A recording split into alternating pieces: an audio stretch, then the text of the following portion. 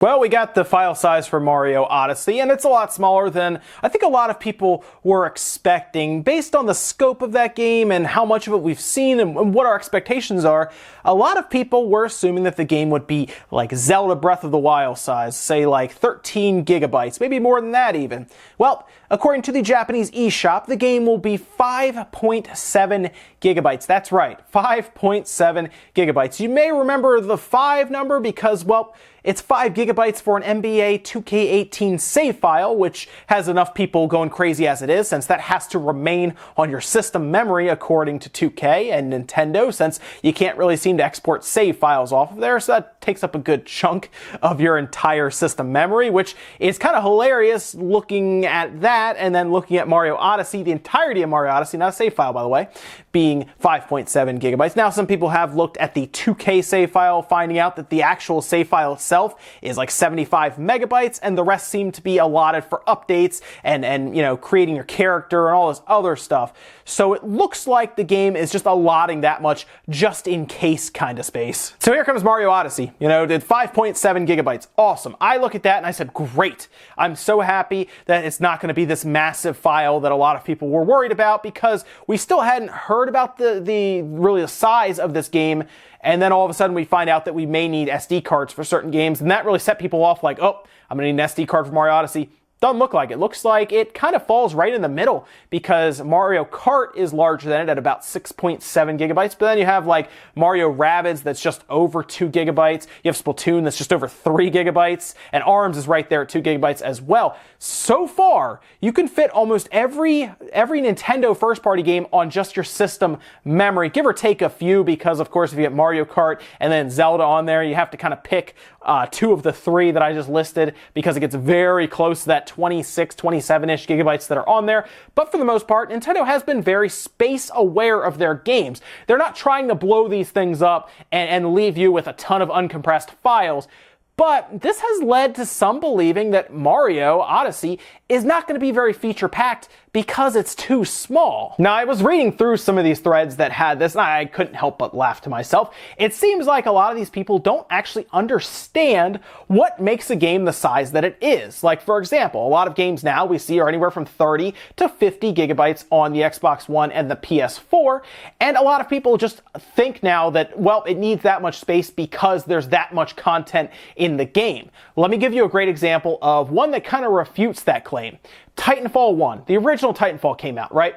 And I remember I was looking at it on my PC, I was like, this looks like this could be a really cool game. And at the time, we really weren't used to massive file sizes. Keep in mind, this was back in like 2014, so 3 years ago, towards kind of the beginning more so of the Xbox One and PS4 life cycle, when we were just getting done with the 360 and the PS3, and something like Grand Theft Auto 5 seemed like a massive install size to us. I think that was like 20 gigabytes or something on the PS3, and that seemed huge to us, right? Well, here comes Titanfall, and it's 48 gigabytes. We looked at that and we were like, why is this 48 gigabytes when there's no single player? Yeah, there's no single player. It's all multiplayer map battles where you're really fighting the people on the same map, same guns. Sure, you have your Titans and everything, your mechs you jump into, but there's not like a big expansive game out there for you to explore, no open world. So we were very confused as to why this game was 48 gigabytes. It didn't make sense to us. Well, fortunately, Respawn was happy enough to explain why the game that we were getting would take a while to download. Again, at the time, I know it's not that long ago, but there were less people then with good broadband connections as there are now. So even at the time, we had to kind of think twice about getting this game just because of that file size. According to Respawn, the reason it was 48 gigabytes is because 35 gigabytes of that, which is quite a bit of that amount, was taken up by uncompressed audio files. And the reason they did uncompressed audio files is because they were catering to the minimum spec user, somebody who was rolling in there with a dual-core processor, because it would be very stressful for that processor to not only unpack audio files while you're playing, but to play the game as well, to go through there, do all the physics-based stuff, and of course play the game. So, according to them, an i5, an i7, or AMD equivalent would have been fine if they had compressed it, but because they wanted to cater to the minimum spec user using a processor they probably shouldn't be using in the first place for gaming, which is a dual-core processor, come on, you need to at least get a quad-core at this point. But it looks like it was just uncompressed audio files that took up a majority of that space. Now, you see that with a lot of other companies and different games. FIFA, for example, has a ton of languages packed in. This is something that Microsoft is trying to figure out with their selective service when it comes to installing games. Remember, they're working on something now where it will selectively choose which files you need on your system and which ones you need to download in hopes that it will eliminate like really bloated download sizes. One of the things they're going to try to eliminate is different languages that you will never use that are recorded in audio. FIFA, believe it or not, every different language it has on there is roughly 1 gigabyte per language with audio files. And that adds up quick if you have a ton of different languages on there. Imagine, for example, not having to download every single one, and maybe you have 10, 15 languages on there. That ends up being 10 to 15 gigabytes that you're just downloading for no reason. Pre-rendered cutscenes was another big one. That's really what blows up a lot of games as well that are very single-player oriented. Now we look at Mario and we assume it's going to be mostly using in-game assets and the in-game engine to really run some of the cutscenes that we see. I don't think any of it's pre-rendered. I don't think any of it's really going to be a movie that plays that is, I guess, Blu-ray quality or really uncompressed. Those took up a ton of space in Final Fantasy 13. I remember when that came out, it was massive. You need 3 Xbox 360 discs, and it was crazy. And even then, it was still compressed. It was on the PS3 that you got the best experience because everything was just uncompressed, and the 360 one was compressed. And now we're dealing with 4K uncompressed textures. Something new that we're dealing with things like even the PC at this point,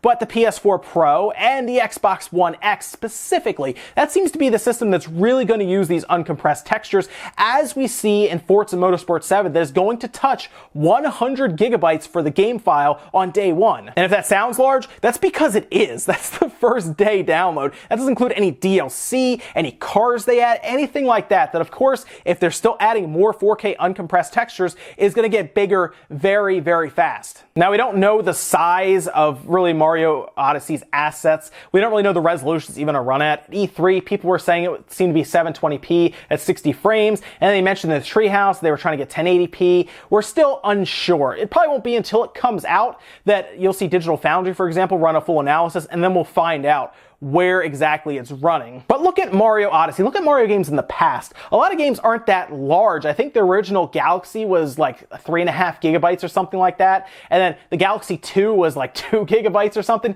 It's crazy, but keep in mind with these Mario games, you don't really have any voiceover work. It's sounds and then you read text, right? You don't really have any pre-rendered cutscenes. You don't have massive texture files. So of course it's not going to be very large. And we just recently found out there's no hub world, for example, in Mario Odyssey. You're going to mostly be just traveling around different worlds from a menu system. So you can see how, well, it might not need that much space overall. Also, the preconceived notion of these games being bad because of their file size, it's a pretty flimsy argument considering I loved Skyrim when that came out, and that game, when it came out, which a lot of people still consider to be a very large, a very feature-rich, content-packed game, was the same size as Mario Odyssey. Sure, it got larger with DLC and extra features and all kinds of stuff they added, including mod support. When mod support showed up and people started adding mods, the game files blew up pretty big, yes. But the original vanilla Skyrim at 5.7 gigs was still a very large, very, very massive open world game that a lot of people felt had a ton of content to it. But the file size didn't matter to them then, so I'm not really sure why the file size matters to so many people now with a game like Mario Odyssey. It seems like they're just assuming there's not going to be much to it. Then what's really funny, like I said, by Nintendo standards, this is actually a larger game on the Switch.